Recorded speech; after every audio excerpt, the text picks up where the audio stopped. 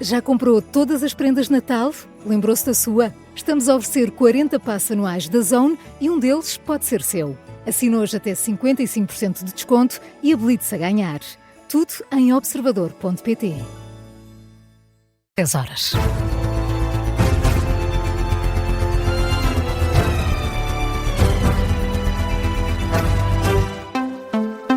A Polícia Judiciária está a investigar uma casa de culto frequentada pelo advogado Paulo Abreu dos Santos, suspeito de mais de 500 crimes de pornografia de menores e de 2 crimes de abuso de menores.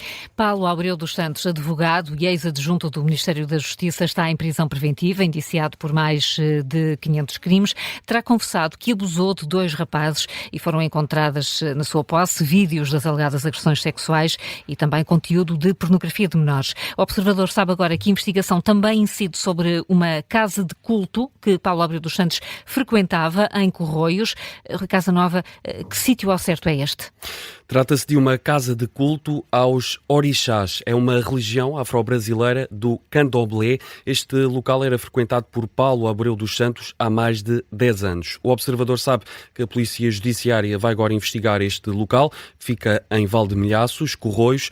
Fontes ouvidas pelo Observador, que frequentavam o espaço, mas entretanto o abandonaram, confirmam que havia crianças presentes durante os cultos frequentados por Paulo Abreu dos Santos. Ainda assim, essas mesmas fontes garantem que nunca repararam em sinais de condutas ilegais com menores e desconhecem se foram feitas denúncias. Ao Observador, a líder desta comunidade religiosa, Alexandrina Rodrigues, garante que nunca recebeu queixas. Durante os rituais, explica que Paulo Abreu dos Santos normalmente não estava perto de crianças, mas confirma que essas crianças costumavam estar por ali a brincar, como sempre houve. É o que explica Alexandrina Rodrigues, a líder desta comunidade.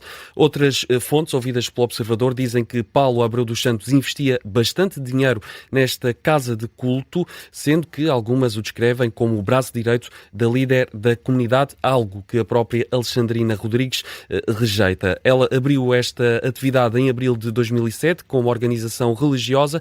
Questionada pelo Observador, afasta para já a possibilidade de abrir uma investigação interna, como já aconteceu na Faculdade de Direito de Lisboa, ou a firma de advogados a que pertencia Paulo Abreu dos Santos. Diz ao Observador que aguarda apenas um contacto das autoridades. O Observador apurou agora que a Polícia Judiciária vai mesmo investigar este caso, esta casa de culto frequentada por Paulo Abreu dos Santos há mais de 10 anos. Rui Casanova com as novas informações sobre a investigação. Ao advogado Paulo Abreu dos Santos, é suspeito de mais de 500 crimes de pornografia de menores e 2 crimes de abuso de menores. Entretanto, o advogado que tinha sido contratado para o representar renunciou à defesa. De acordo com o Expresso, Marco Antão alegou objeção de consciência. Paulo Abreu dos Santos está em prisão preventiva no estabelecimento prisional da Carregueira. Este é o artigo em manchete a esta hora no site do Observador. A ANA Aeroportos garante que não há registro de constrangimentos esta manhã no controle de fronteiras do aeroporto de Lisboa, isto depois de vários dias marcados por longas horas no tempo de espera. Os procedimentos estão a decorrer dentro do tempo normal, é o que diz uma fonte oficial da ANA Aeroportos à Rádio Observador. Esta semana foram noticiados vários problemas técnicos no controle de fronteiras que provocaram tempos de espera elevados. A PSP e a ANA Aeroportos prometeram cooperação máxima para resolver o problema. Esta manhã, a jornalista Nadine Soares está no aeroporto de Lisboa. Nadine, numa manhã muito diferente do cenário encontrado ontem. Uma manhã mais tranquila, menos pessoas na zona de chegadas do aeroporto de Lisboa à espera dos familiares. Pelos relatos que a Rádio Observador ouviu esta manhã, as filas de espera para passar o controle de fronteiras diminuíram. Um cenário diferente em comparação ao dia de ontem, onde se registaram filas muito demoradas e, por isso, várias horas de espera para passar o controle de fronteira. Isto tudo devido a problemas técnicos do sistema que foram reportados. Esta manhã a situação parece ter melhorado, como nos conta, por exemplo, a Alba, um dos casos em que espera pelo filho que vem de Nova Iorque, adianta que para já, neste caso, o processo até foi rápido. Sim, parece que está tudo muito calmo, muito organizado, parece que está tudo muito tranquilo. Recebeu alguma informação por parte do seu filho, que vem de Nova Iorque, tudo a correr com a normalidade do outro lado, do controle de fronteira? Sim, também a saída dele de lá foi tranquila, sem qualquer problema. Nenhum constrangimento a registrar para já, aguarda tranquilamente pela sua chegada? Sim, com certeza. Então, No entanto, há casos que ainda são demorados, no caso, por exemplo, de pessoas vindas do Brasil, como nos relata Rogério Zorrinho, que espera, como dizia, pela família. Vamos escutar esse som de Rogério Zorrinho, que adianta já que, pelo menos, está já demorado. À espera dos familiares, que o voo chegou era 7h30 e, entretanto, diz que está um caos lá dentro na imigração e já lá estão há 2 horas e pouco. São alguns dos relatos que a Rádio Observador apurou, uns mais rápidos, outros mais demorados, mas um cenário um pouco mais favorável, tendo em conta que ontem foram registados casos com mais de 3 horas de espera. A fonte oficial da ANA Aeroportos garantiu à Rádio Observador que não estão a existir grandes constrangimentos esta manhã, nesta matéria de controle de fronteiras, e que o processo está a decorrer dentro do tempo normal. Por isso, uma manhã mais calma no aeroporto de Lisboa, mas ainda assim há alguns casos mais demorados a registar. A reportagem da Nadine Soares está em direto do aeroporto de Lisboa. Lá está, hoje a situação está diferente dos últimos dias, ainda que com constrangimentos. A ANA Aeroportos garante que não há registro de longos tempos de espera no controle de fronteiras. 3 pessoas foram detidas esta manhã numa operação da PSP em Lisboa para apreender armas proibidas. Esta operação arrancou pelas 7 da manhã nas freguesias de Olivais e Marvila. Foram feitas buscas domiciliárias, foram detidas 3 pessoas. É o balanço feito pela PSP, um balanço acompanhado pelo Miguel Gato. Miguel, o que é que mais sabemos sobre esta operação? Sabemos, Carla, que foi uma operação especial da PSP. O comunicado durante a manhã dava conta de 12 buscas domiciliárias que começaram precisamente às 7 da manhã e a partir da 2ª Divisão Policial de Lisboa, nos Olivais, o comissário da PSP, Karina Alves, dá mais detalhes sobre esta operação que decorreu, como disseste, nas freguesias dos Olivais e da Marvila, em Lisboa. Esta operação teve 3 detidos por posse de arma de fogo, mas foi dado cumprimento a 12 mandados de busca domiciliárias. Desta mesma operação resultou a apreensão de 4 caçadeiras, uma pistola de 6,35 mm, 37 cartuchos de calibre 12, bem como 22 munições de calibre 6,35, mais armas proibidas. É possível dar-nos mais informações sobre estas pessoas que foram detidas, as idades, o género e também se já tinham antecedentes criminais?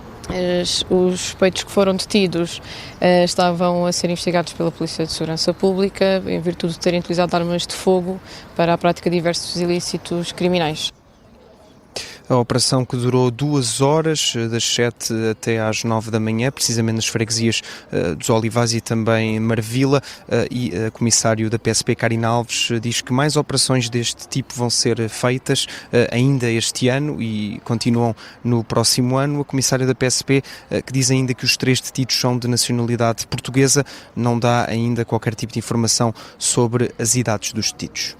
A reportagem do Miguel Gato a dar conta desta operação da PSP esta manhã nas freguesias dos Olivais e Marvila, em Lisboa. Destaque agora para a corrida a Belém. Miguel Poiares Maduro, membro da Comissão Política de Luís Marques Mendes, defende que a experiência política é um fator decisivo face à incerteza que se vive a nível nacional e internacional.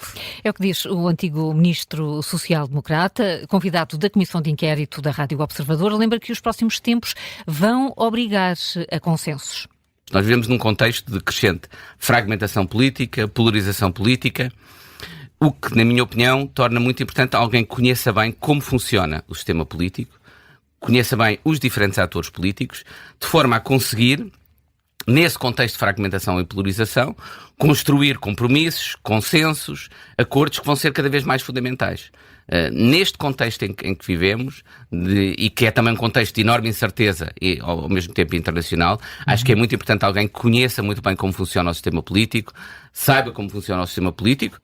Ora, André Ventura tem estado bem posicionado nas sondagens para chegar à segunda volta das presidenciais. Poiares Maduro considera que o líder do Chega tem conseguido mobilizar o eleitorado que já conquistou nas legislativas e avisa que a resposta emocional que Ventura tem conseguido alcançar deve servir de reflexão para a classe política.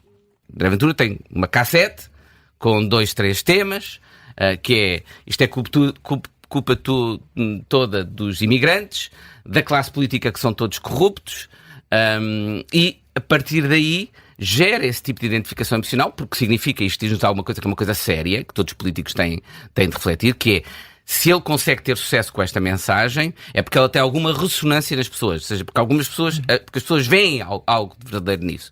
E isso significa uma enorme desconfiança relativamente à classe política. Agora, a solução não passa por aquilo que diz André Ventura, que aliás não apresenta solução nenhuma, mas apresenta essa mensagem que gera adesão emocional e que muito mais facilmente mobiliza um eleitorado. Miguel Poiás Maduro, o convidado desta manhã da Comissão de Inquérito.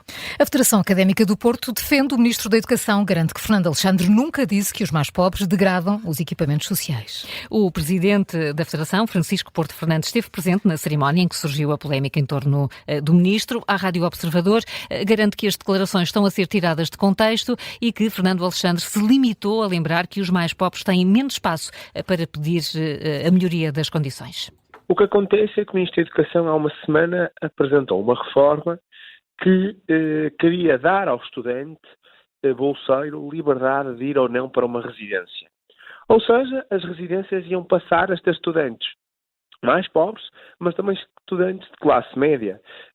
O que aconteceu foi que os reitores não concordaram com esse modelo.